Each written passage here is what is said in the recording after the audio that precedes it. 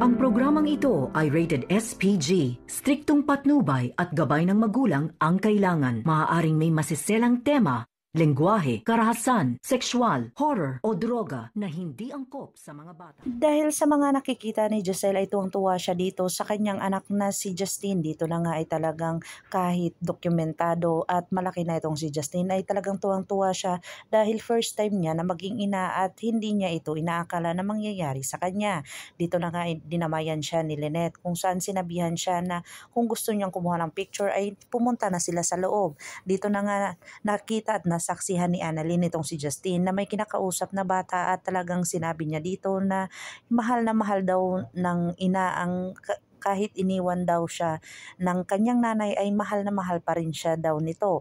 Dito na nga ay talagang sinabi ni Justine at narinig lahat-lahat ni Annalyn kung saan binaliwala ito ni Justine dahil hindi daw totoo at nagsinungaling lang daw siya sa bata.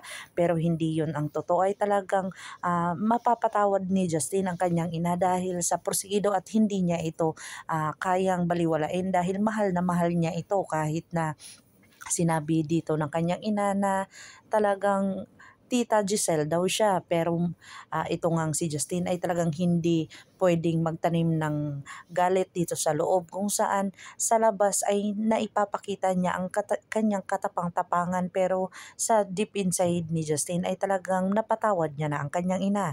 Dito na nga nagprosige itong si Giselle na mapatawad siya ng kanyang anak na kung saan tuwang-tuwa ito na makita itong si Justine habang nagpe-perform.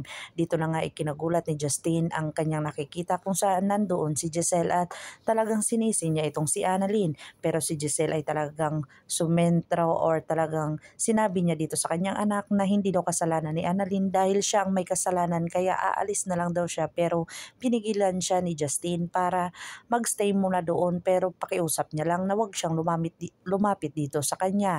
Dito na nga ay talagang tuwang-tuwa si Giselle sa kanyang mga narinig dito sa kanyang anak kung saan lumabas na naman ang invitation ni Dr. Hiroki at kasama itong si Dr. Lyndon at saka si Annalyn, pero hindi nga ito pepirmahan ni Dr. Carlos Benitez dahil sa tatanungin pa daw niya itong si Annalyn kung papayag ba ito.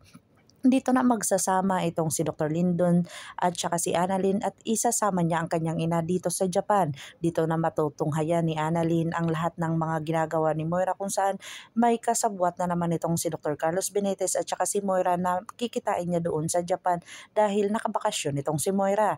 Dito na kaya posibleng maging magtatrabaho si Justine dito sa Apex Medical Center dahil sa inalok siya dito ni Giselle na dito na lang siya sa Pilipinas. Wag na siya doon sa US dahil andito naman ang Apex ay pwede siyang magtrabaho dito at sa kanila din iyon. Dito na nga pakakabangan natin ang mga susunod pa na episode na ito. Ang abot kamay na pangarap. If you like my story, please like, share, and subscribe para ma-update po kayo sa mga susunod pa. Yun lamang po at maraming salamat.